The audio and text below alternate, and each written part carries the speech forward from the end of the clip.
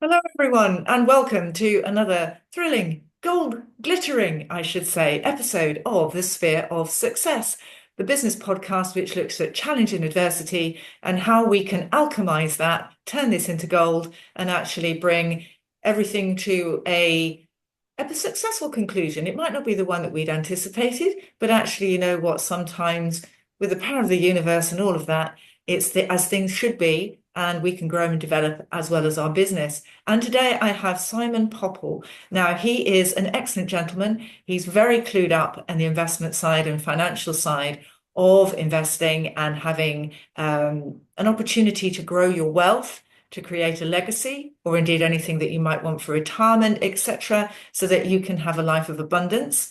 It's all about putting a little away now so that we can see the benefits of that in the future.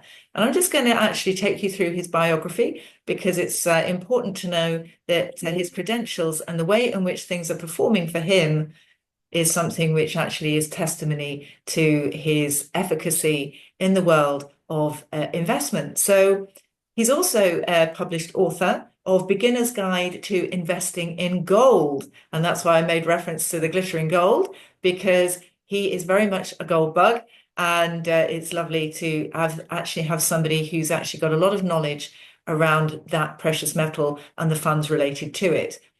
He runs the gold program, and this aims to provide his clients with a return better than the gold price, which has averaged an annual return over 10.6% over the last 25 years. Obviously, things can go up and down. We just make that preference. And also to say that this is for entertainment. We're not coming here to actually tell you what you should do or give you financial advice. So please do go to your financial advisors for that. But this is a chat amongst like-minded people so that we can see the benefits of doing something for perhaps our future benefit.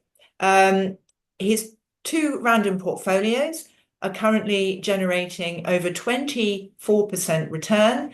And that's just from the time of recording. And we're now in June in 2025. So that's not a bad outcome. And to actually have a look and see how everything's going and what his funds are doing and how they're performing, the best place to go is to Simon's website, which is www.goldprogram, spelled program.co.uk. So welcome, Simon. It's lovely to have you on the show. Great to be here. Thank you very much. Oh, it's a pleasure. So I'm going to ask you the question. What got you into gold? Well, I've I actually started out in property and uh, I ran the Stratton Parker Financial Services funds for several years and then went on to be the youngest director of one of the world's largest private property companies and love property. But about 20-ish years ago, I decided that the future was commodities and in particular gold. And so even though I love property, I made the switch uh, to to gold and I made some investments that did very well. I got asked to write a newsletter for Money Week, and when they sold, I went. I was asked to stay with them and write another newsletter for them, uh, basically covering gold across Europe. So I've probably been in the industry for about 20 years, and yeah, no, I think it's great. Oh, that's fantastic. So you've got a lot of credentials. You mentioned Money Week, which I was a fan of as well. So that's fantastic. And to be such a young performer at a high level is always something which I think actually stands the test of time often, and see you today actually helping people. With the challenge and adversity that comes along, I know that when COVID came, stocks took a tumble. Why gold in a sense of we're looking at, say, the gold over the term of what we say 10.6% over the last 25 years on average. I mean, it's a solid performance. But what can you say that gold does that other types of funds, let's say stocks and shares, how does that differ from that type of investment? Well, I think it differs on several levels. First of all, you can't print gold. And we all know, particularly through COVID, that a lot of money was printed, and gold's been around for thousands of years. It's got form, and even though we use it in our everyday language, they've been as good as gold. I don't want to marry a gold digger. I want to win the gold medal. If you speak to most people and say, "Well, do you have any?" They're like, "Well, no." And I think that is largely because of misconceptions about it. People think you need to take delivery of it and insure it yourself and have it lying around the house, which you simply don't need to do.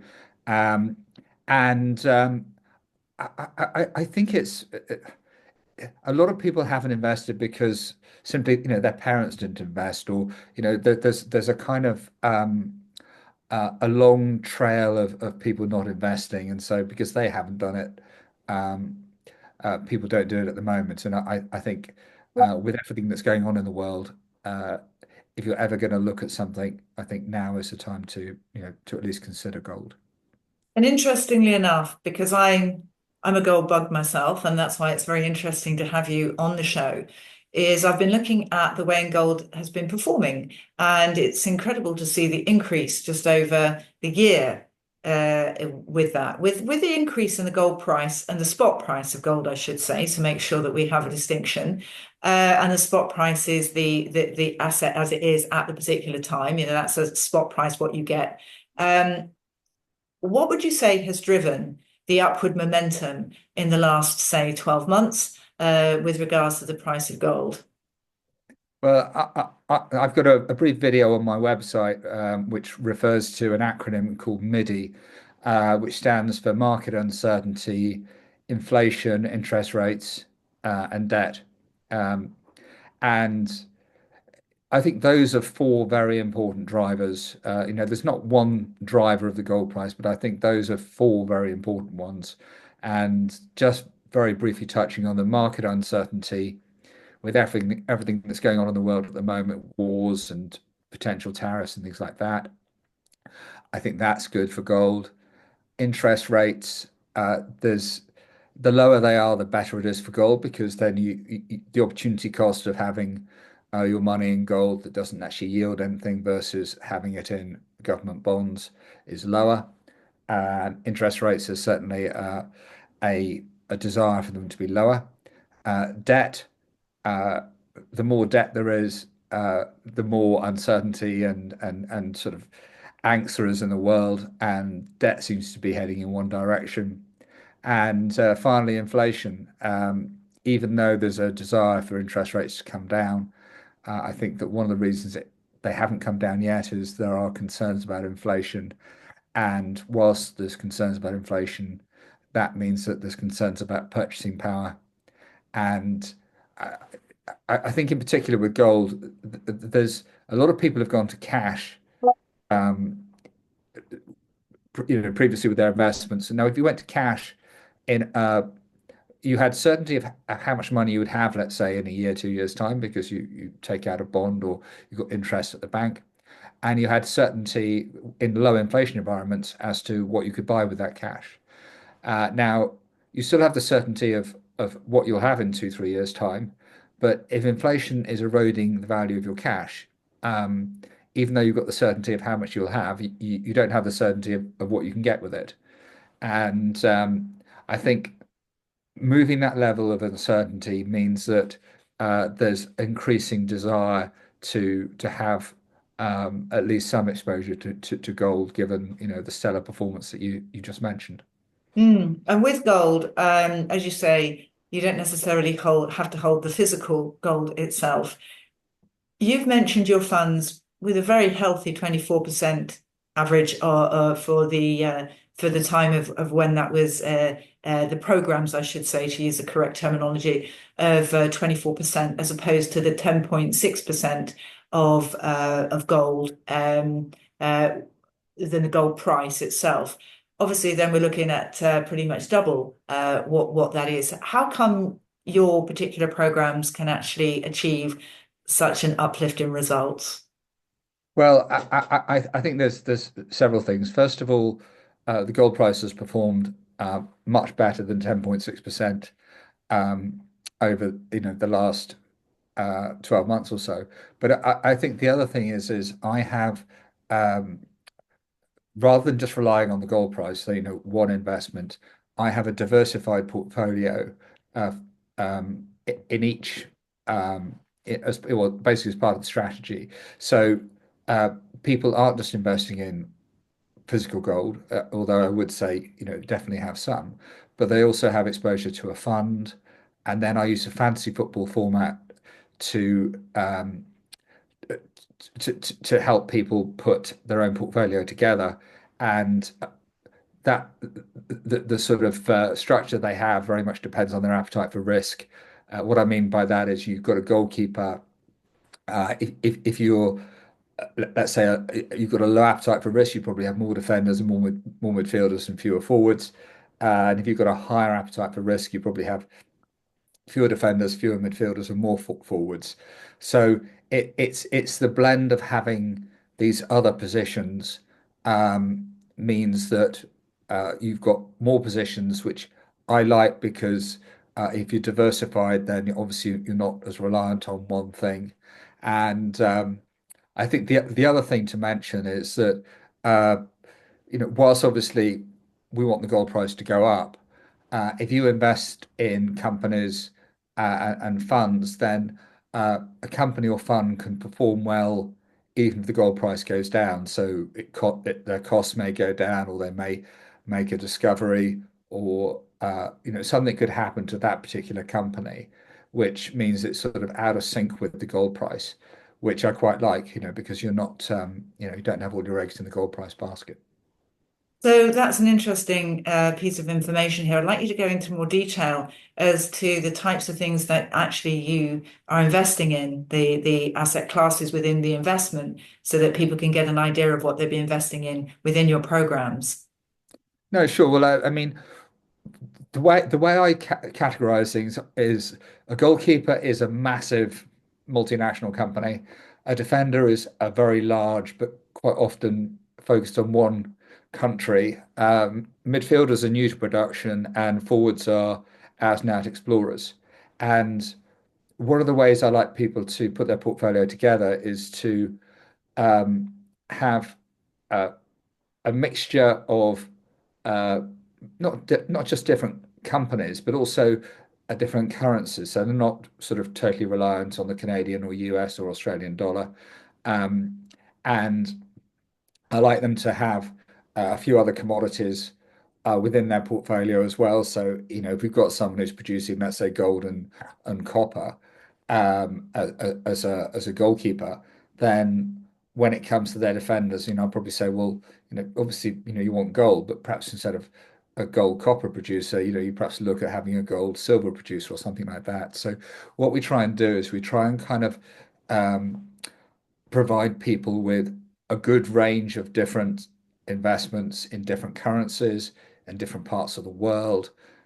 So they're not just diversified in terms of different companies, but also across the asset class. Yeah. And then you mentioned silver, because obviously that's an industrial metal, and times of uncertainty, perhaps from the industrial side, that's not such a great thought process. I'd like you to help our viewers understand uh, perhaps the slightly different elements between the gold investment and the silver investment. Yeah, well, I mean, silver, it's interesting because, gold is at all-time highs or close to all-time highs, and silver's way less than all-time highs. I mean, I think silver is around $36 and it's been as high as $50, whereas gold is sort of well over $3,000 and yeah, breaking all records. So it's interesting that silver hasn't followed gold, but I think one of the things you need to remember is that silver is a byproduct of a lot of different mining opportunities, and one uh, major byproduct of well, silver as a byproduct of it is copper, and the copper price has been going through the roof. And because the copper price has been going through the roof, it means that there's a lot of willingness to mine copper. And therefore, if you're mining copper, then you're increasing the silver supply. And I think that if you end up with a situation where the copper price falls, and so you're producing less silver, it'd be no surprise to me if the silver price started to rise. So it's not just demand supply. There are lots of different things that impact the silver price, but uh, I could understand why it is where it is at the moment. It's interesting to think that these commodities, um, they have so much difference as you say, it's not as easy as just to think, oh, there's a war, so then the price of gold will go up. Because if we've looked at the recent price of gold, you'd think that the gold price would have absolutely rocketed with the Iranian-Israeli war, and it didn't, in the sense that it didn't actually follow suit, and it's been kind of just sticking its ground at around, as you say, I think it's 3,360 or so at the moment, something like that. But that's a lot of money to buy into, if you're thinking about that. How do you help people? And you've mentioned silver as a potentially lower cost investment. How do you help people then to get into the gold market and say, well, $3,360 for an ounce of gold, that's quite expensive. So the cost of these investments, etc. How do you help clients then to get into the gold market more on a fractional basis through your programs? Well, on my website, I've got a page called Gold Price Projections, and that that shows historically what the gold price has done in previous sort of bull markets, and it's clearly in a bull market now. And on using those graphs, gold doesn't actually seem to be that expensive. And so, first of all, I make it clear to people that yes, on the one hand, if you look at it, the price today relative to where it's been, it looks expensive. But you know, an analogy I'm sure everyone will get is property. If you spoke to someone about property 10 years ago, they'd say, "Oh, the prices are ridiculous. They'll never go up from here." And we all know what happened after that. And I think the same is the case with gold. People think, oh, it's expensive today, but they could well look back in 10 years' time and go, "Ooh, it was actually quite cheap." So, but actually on property, I've got a really interesting fact for you, which, uh, if I'm honest, I didn't believe when I first saw it, and so I checked the maths, and then I got a friend to check the maths as well, and they checked it, and we both kind of thought, "Oh my God, it's correct." But in 1920, you could buy a new home for about $6,300. And the gold price was $20 67. This year, the average house is about $450,000. I don't know what that is in sterling, but £400,000 or something. Um, and the gold price is $3,225 an ounce. Now, um, that means in 1920 you could have bought, uh, you'd have had to have spent 305 gold ounces to buy your average house. In 2025, rather than 305 gold ounces, just 140, less than half gold ounces would buy your average house, which is blows your mind. Doesn't it? Yeah, yeah, that's an amazing statistic. And yeah, I mean, it's interesting, isn't it? I remember my father many years ago when I was a small girl, and sort of the biggest house in the village or near to where I grew up, was on the market for £100,000. And he said, property just can't get any more expensive than this. £100,000 for a house. And it's just like, where can you buy £100,000 house now? Well, exactly. And when I was young, if someone was a millionaire, we just could not get our heads around the amount of money they had. And now, pretty much anyone with a house is a millionaire. Yeah, it's yeah, times change. Yeah, exactly. Billionaires are the new millionaires, aren't they? From that perspective. So, what would you say to anybody that was new to this market that was thinking, well, you know what, I quite like the sound of this, but, ooh, really, do I? Do I do this? Isn't it a bit risky? What would you say to people? I would say, you know, start off with a modest investment, but at least start, at least do something.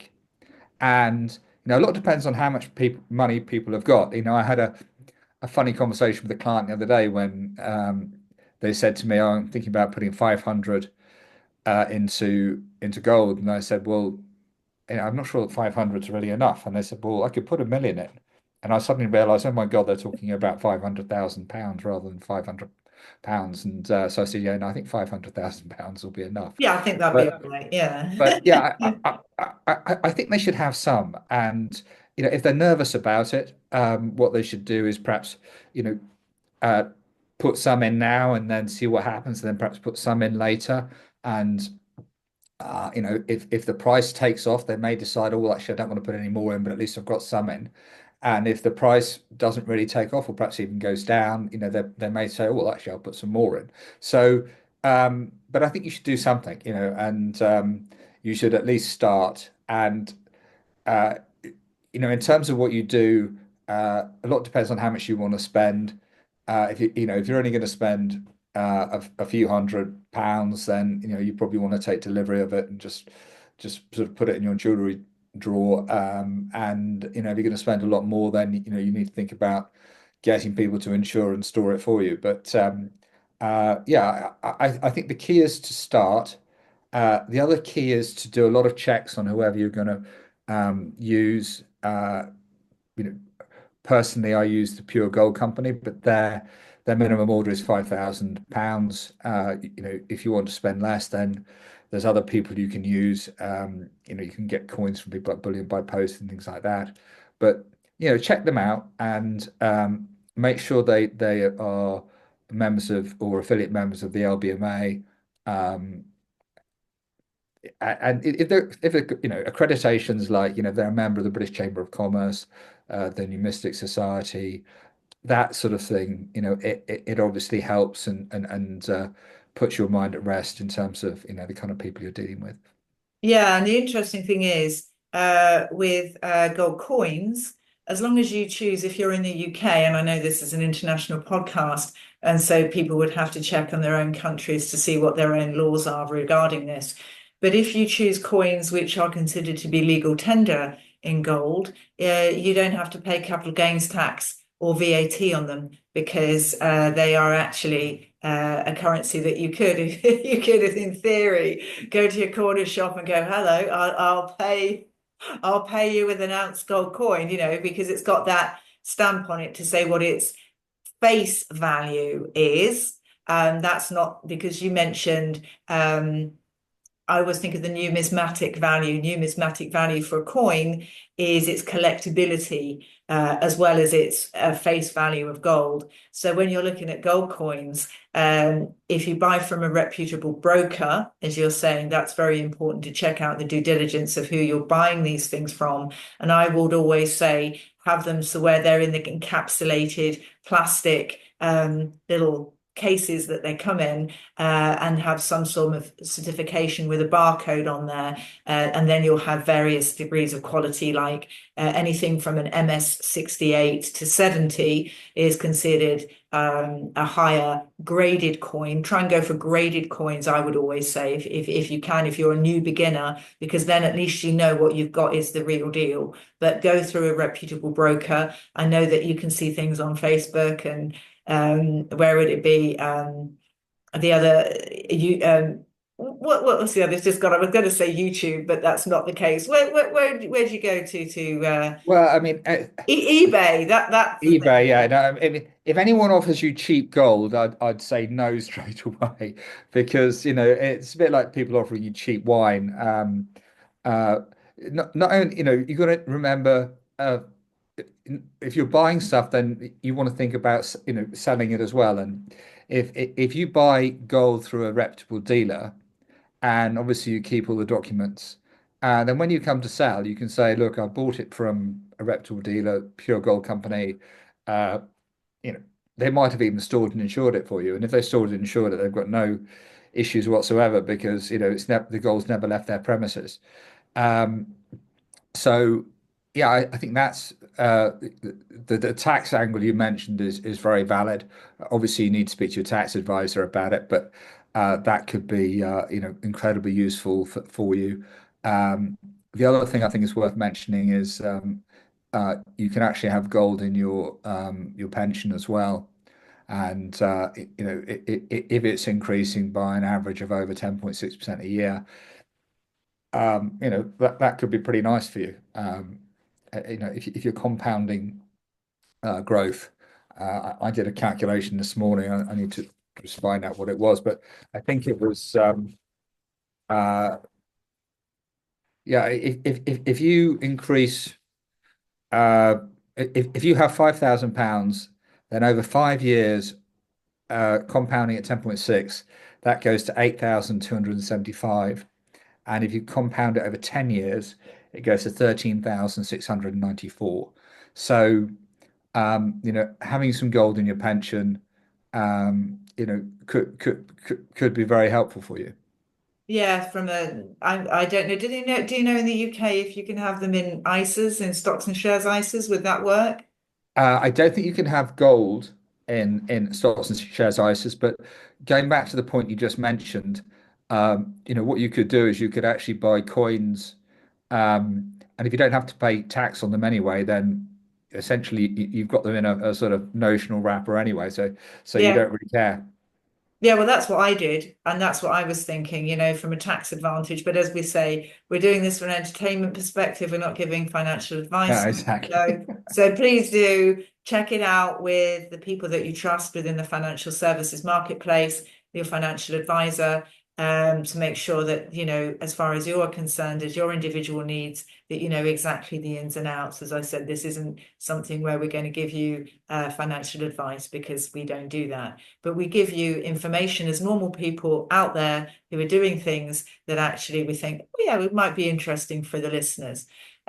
So thinking about you're mentioning the compound, and I know that I think it was Warren Buffett is a great exponent of compound interest.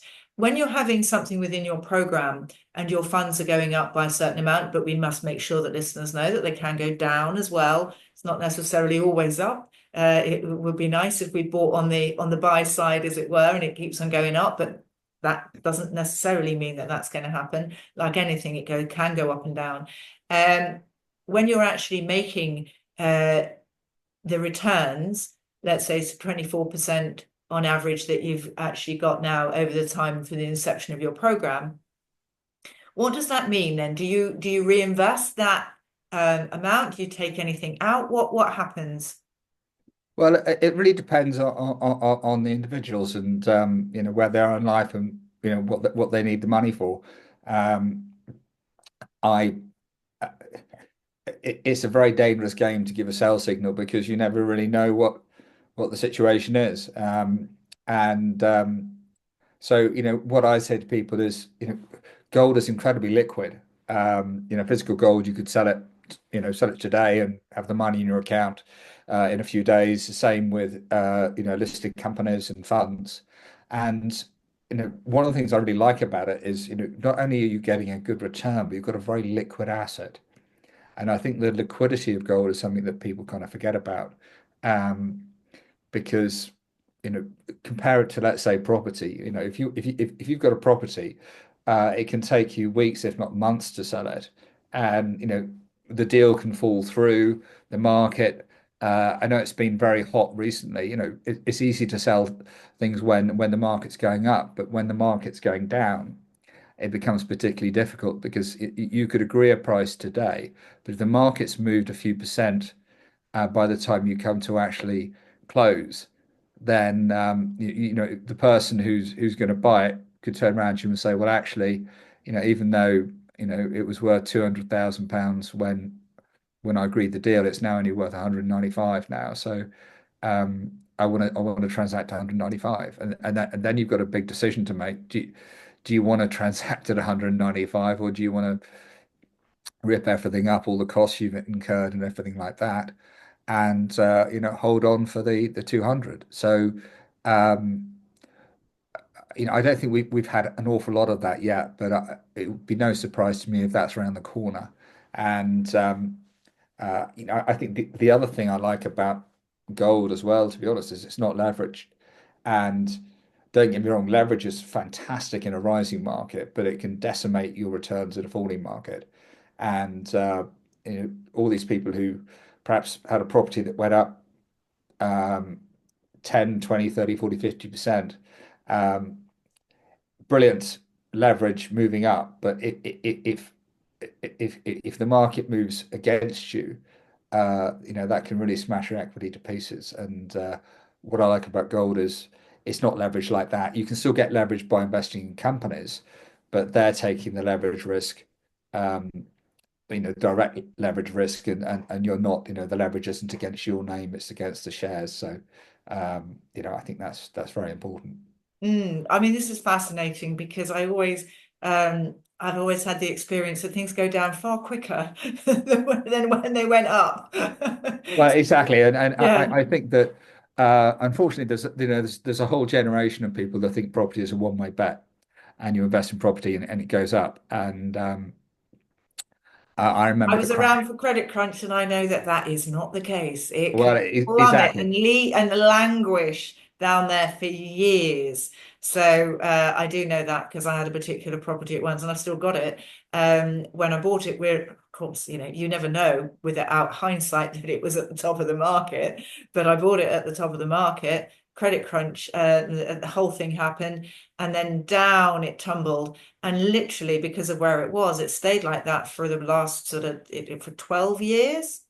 Yeah, I mean, I actually bought my first flat in 1994, I think it was, and I bought it from someone who'd had it from before the last major property crash, which I think was 87. And so there they were 7 years later. It was only coming into positive equity 7 years later. And it was only at that point they could actually sell it and it would wash its face. Absolutely. So Yeah. yeah, it can be brutal. It can be. And so, in this sense of liquidity, it's always interesting to know that you can get out pretty quick if you see something.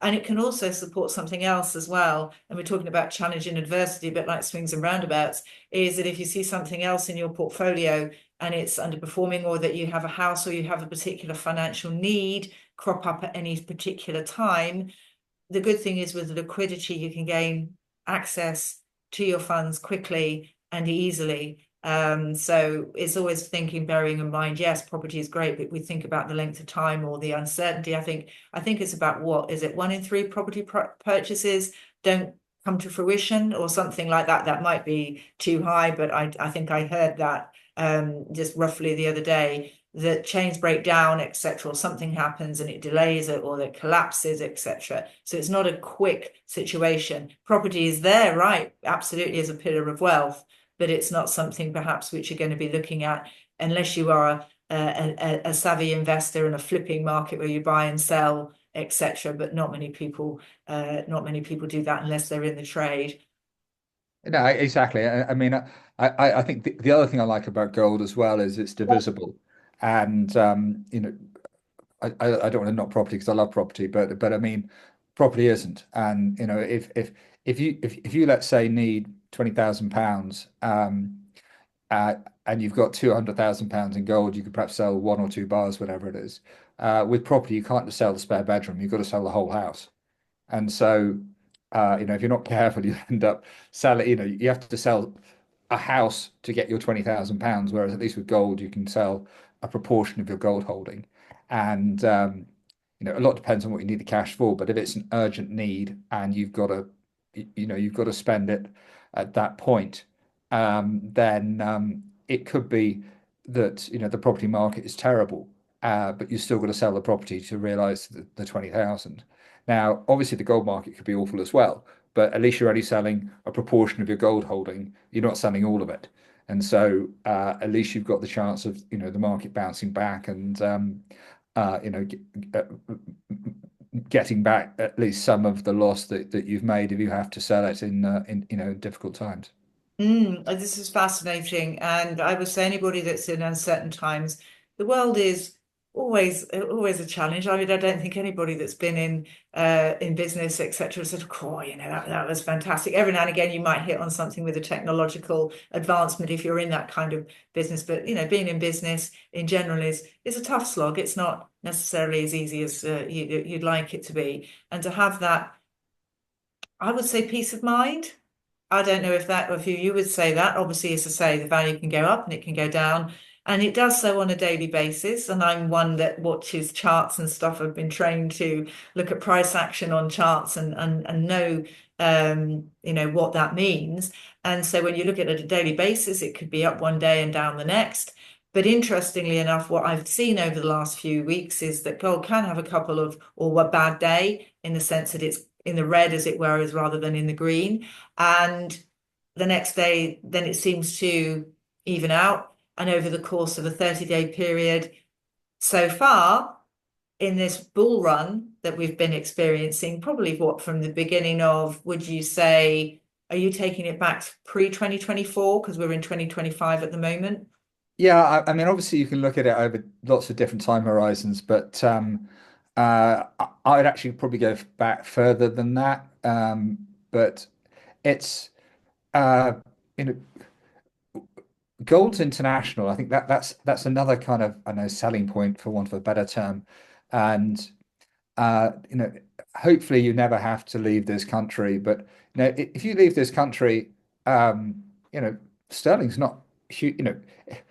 If you've got a property in London or wherever it is, you can't move your property. Your property is in London, and whereas gold is an international asset, you'll only sell your property to people who want to live in London. Now, if London goes out of favour, then your property goes out of favour. Whereas gold's international, gold is viewed as valuable anywhere in the world, and even if people don't want to live in London. Um, it doesn't matter from a goal perspective. Now, that's not to say I wouldn't advocate having property in London. Nothing wrong with that. But what I'm saying is I wouldn't have all my eggs in that basket. And by having some eggs in gold and in other areas as well, then you're kind of diversifying your risk. And, as you rightly say, in these uncertain times, um, you can probably manage your stress levels a little bit better if you're not all about one thing.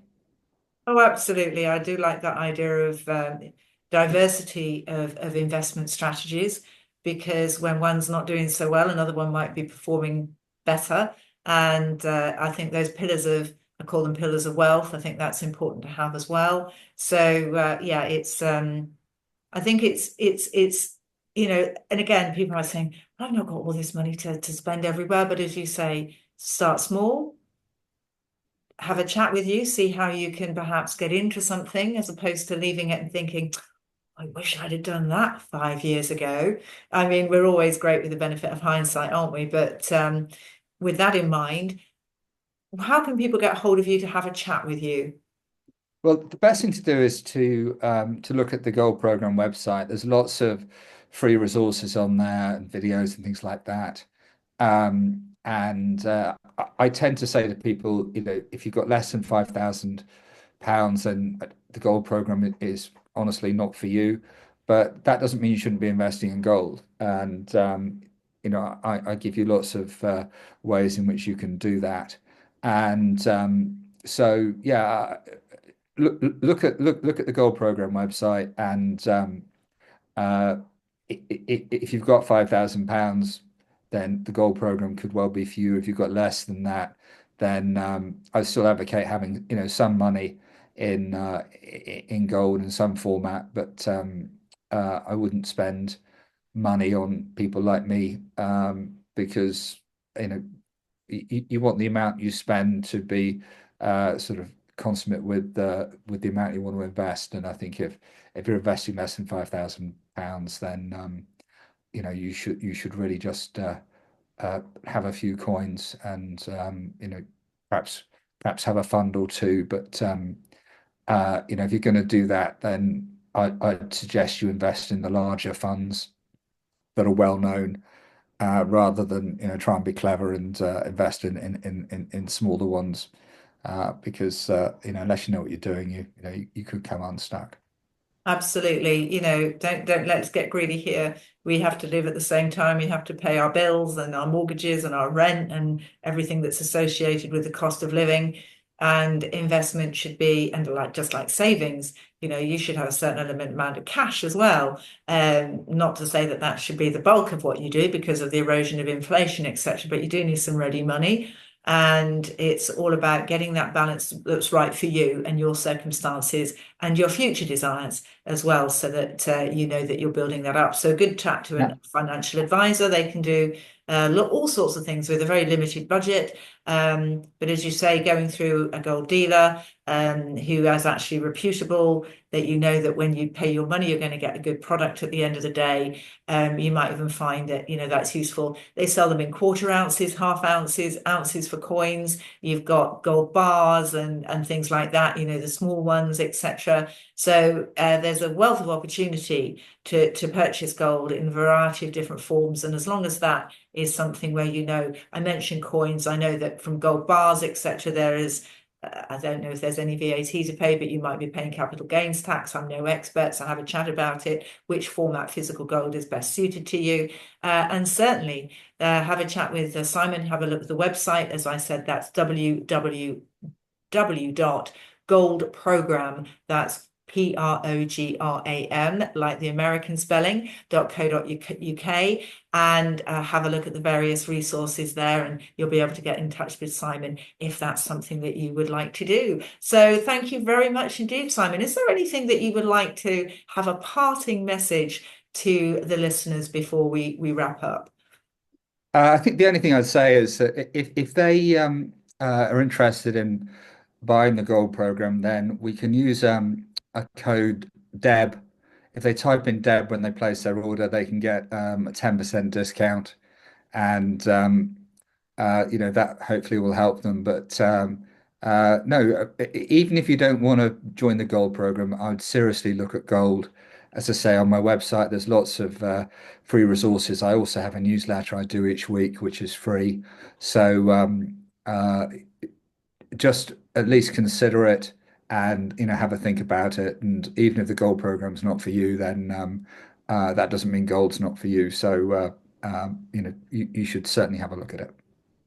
Wonderful, wise words, Simon. Thank you very much indeed. And for everybody listening, be successful. Have a think about how you can grow your wealth and your funds and have some liquidity, perhaps in difficult and uncertain times. I think that's always a useful thing to have in our lives, so that we're not completely reliant on the little bit of savings that we may have, or a lot of savings. It's something where gold has got that international flavor, as Simon was saying. So until next time, thanks very much for tuning in. It's been a pleasure as always. Please do like, comment, and subscribe, because that way we can reach the audience in far more numbers, and we truly, truly appreciate it. Also to share as well, because I think this can be a fascinating topic for a lot of people. So you would be serving them well if you could share the links and have them have a listen as well. So okay, see you all again very soon. Take care now. Bye bye.